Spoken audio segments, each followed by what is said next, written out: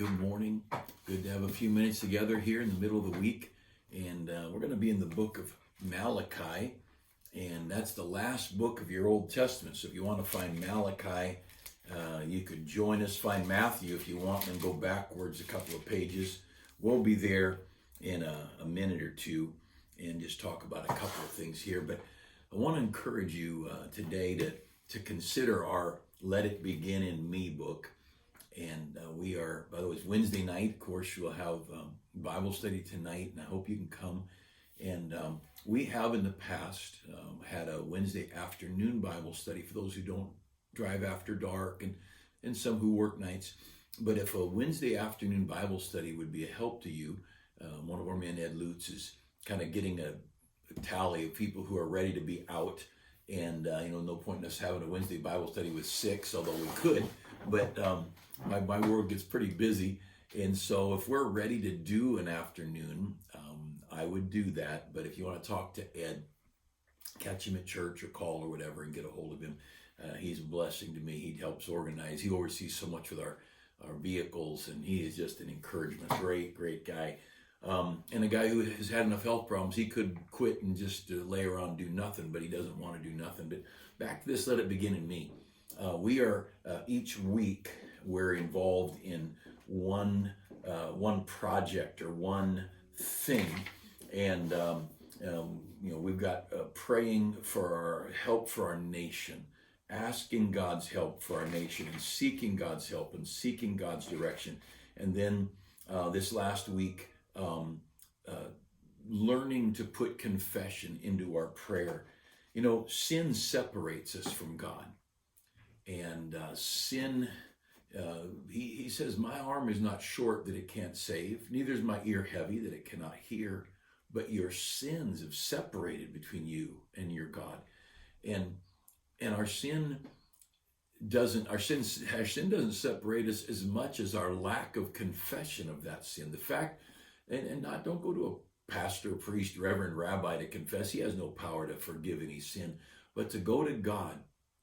And in 1 John, when he says, if we confess our sin, 1 John 1, 8 and 9, if we confess our sin, he's faithful and just to forgive us and to cleanse us. And so we need this. And I've talked about taking some time in praise, just a minute or two, taking some time in thanksgiving, a couple of minutes there, just to go through a list of things to thank God for. And then third, requests, things that you pray for. Family, friends, church, country, job, whatever it might be. And then we added this last week, take time for confession. If you will just stop, bow your head and say, God, is there anything between you and me? Anything I need to confess? And I think scribbling notes is a good thing in praise and thanksgiving and in prayer as well. God could modify your list day to day, but God might remind you of a couple of things and scribble them down, and then stop and tell him. Acknowledge it is wrong. Tell him you're sorry. Tell him, don't make excuses. Just say, I'm wrong. I shouldn't have done it. I shouldn't have said it. I shouldn't have said that. I shouldn't have said it that way. I shouldn't have treated this person this way. I shouldn't have my covetousness, my lust, my envy, my jealousy, whatever it might be. And call it what it is. It's wrong, God, and I want you to help me. And there's power. We can begin breaking down the barriers. I just wonder how much spiritual blessing we are missing in our churches in America because we've not confessed anything. We let sin build that block wall between us and the touch of heaven. I think sometimes because we don't want to confess things. We like it. That dirty TV, we like it. That garbage, whatever it is that creeps into our life, we like it. We like the booze in the fridge. We like the bad, we're not gonna get a good attitude toward that person because that person's got a lousy attitude. Why should I have a good attitude toward them? They got a lousy attitude toward me. Well, you should have a good attitude because you're like Christ, or you're supposed to be. Someone can hate me and I'm not gonna hate them back. I can't hate them back. Someone could defame and lie and slander me. And the fact is, after 38 years pastoring in one place, I know some stuff. I don't talk about it. I can't do that. I can't retaliate because Jesus didn't. Isaiah said, as a lamb was dumb before his shears, so he opened not his mouth. And, any old heathen, you cuss me, I cuss you. You hit me, I hit you. You attack me, I'll attack you. Anybody could do that. But the child of God, we're different. That turn that other cheek thing. And that's not always the easiest thing. So maybe we've not done that well. We need to just tell God we're sorry and ask God for help to do a better job of loving our neighbor as ourselves. Not just love the nice neighbors, love the jerk neighbor.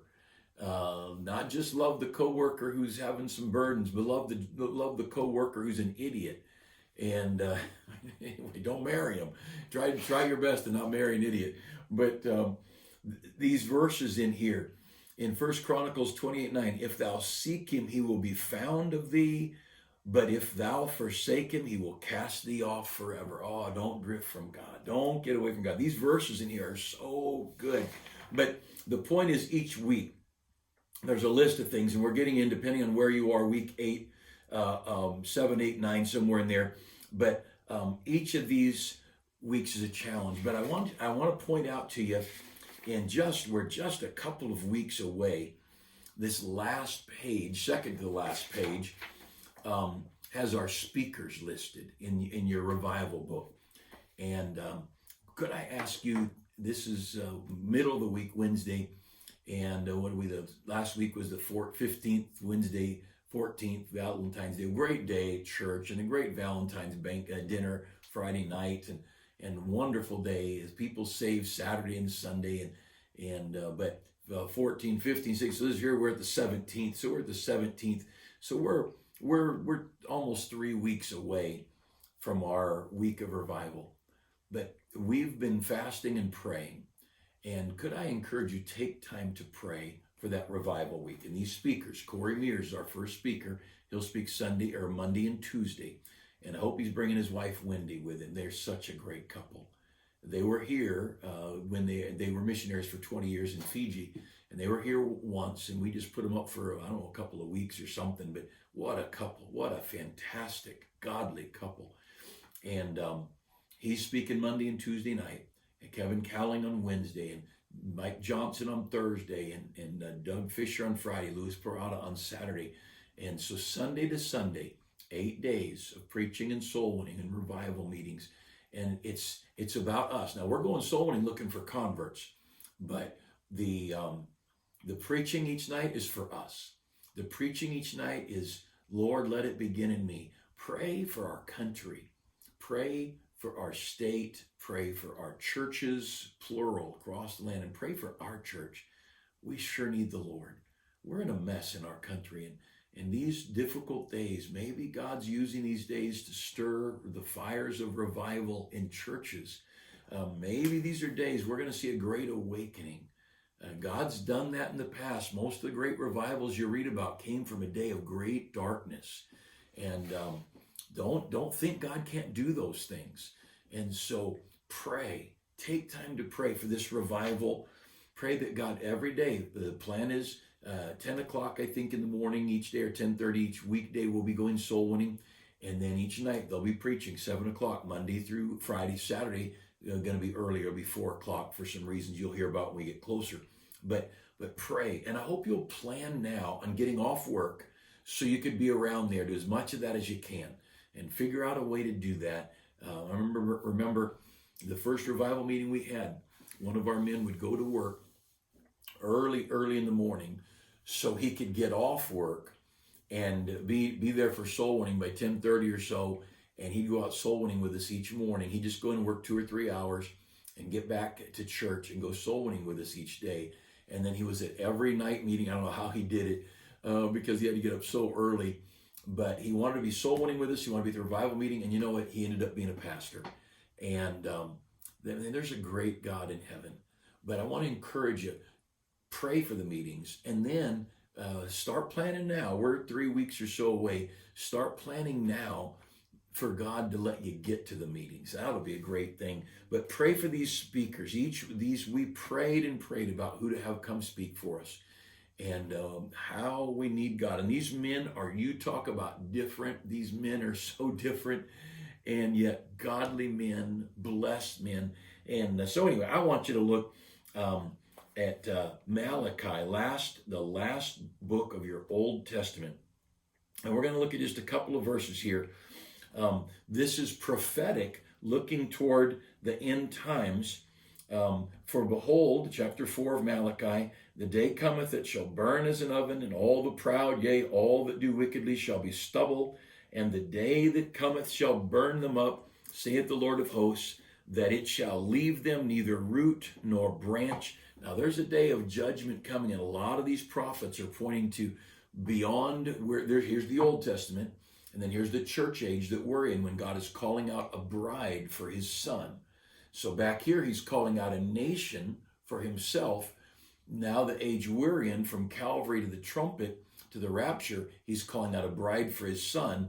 And then when we're gone, then he's going back to punish the nation of Israel for the mess they've made, and then punish the nations for the mess they've made. That's called the Great Tribulation, the time of Jacob's trouble. We're not going to be there. We're not Jacob. The 12 tribes of Israel are there. We're not of any of those tribes of Israel. We're the bride of Christ.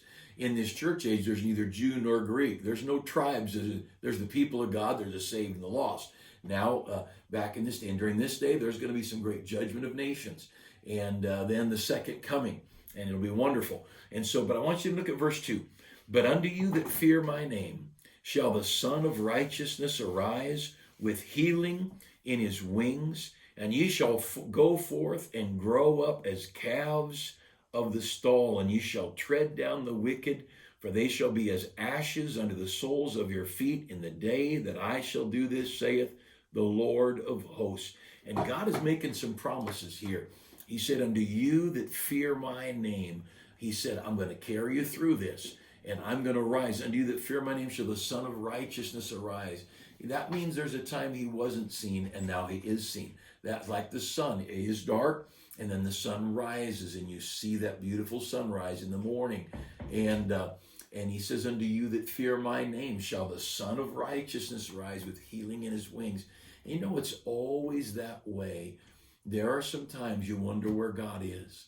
There are some times when it's so dark, and we have the little colloquialism, it's always darkest before the dawn, and there's a silver lining inside each dark cloud or whatever, and I don't know if there's a silver lining in any cloud, but I do know clouds bring rain, and we could sure use rain, and beautiful rainbows don't come without some rain and some clouds, but you know, these dark days and these difficult days that someone may be facing.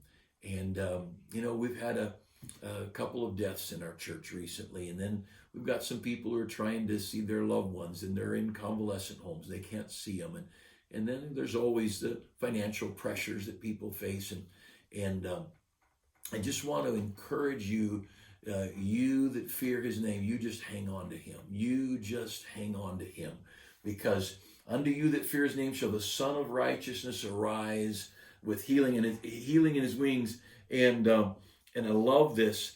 He is the Son of God. But look how it's spelled if you've got a King James Bible, if you've got the right Bible. Unto you that fear his name shall the Son, S-U-N, but it's a capital S, the Son of Righteousness. And there's no accidents in this book. This King James Bible is the most miraculous book. And the Son of Righteousness, that Son, like the sun in the sky, but the capital S, Son, the Son of God, he's going to arise, and he'll bring healing, and he'll bring comfort, and he'll bring help. Remember in John chapter 14, Jesus said to the disciples, let not your heart be troubled.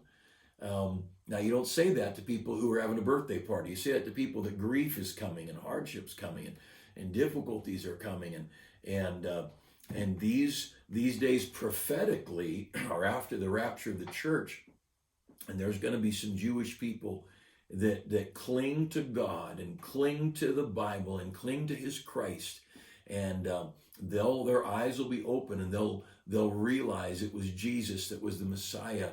And those are going to be dark days, and they're going to be killed by the multitudes, and great suffering for the people of God who hang on. But those that endure to the end, Matthew says, those you that endure to the end shall be saved. It's not you and me. We don't get saved because we endure to the end. We get saved because Jesus endured to the end. We're saved because of faith in Christ. But in that tribulation time. You that endure to the end, yeah, they hang on to their faith, and Jesus is going to show up in that when we come back from heaven, and Jesus comes back, and we come back with him, and he delivers his people, Israel, and he sets up his earthly kingdom for Israel. What a day that will be. But devotionally, that's theologically and doctrinally. Devotionally, this book is made for all purposes. Devotionally, for you and for me. Unto you that fear my name shall the Son of Righteousness arise with healing in his wings, and ye shall go forth and grow up as calves in the stall, and you shall tread down the wicked. And you know, this evil world, we win. We win. And I like Romans chapter 8, where it says, O death, where is thy victory? O grave, where is thy sting? And we win over the graveyard. We win over the mortuary. We win over the financial heartbreaks. We win over disease. We win over everything. And we're going to just trample it all under our feet, as if you notice, they're like ashes under the soles of our feet. You know, ashes are just soft. And we win over all the evils of this world. And I know some Christian people who struggle with addictions, and they just fight. And I believe God will give anybody victory, but I'll say I never look down on anyone who doesn't have victory. I've never been there. I've never faced that. But I look forward to the day when every child of God will tread on their addictions. They'll stomp their addictions, and the victory. Oh, Jesus is going to deliver us, and he is coming to deliver us. He's our hope. He's our strength, and we can trust him completely. We can lean on him. We can rest on him, and there ought not be any fear to the child of God. I won't go any further here in Malachi, but this is going to be a great day, and this, for the child of God, we win. And don't let this whole world get you down. And when the world gets you down, you keep doing right.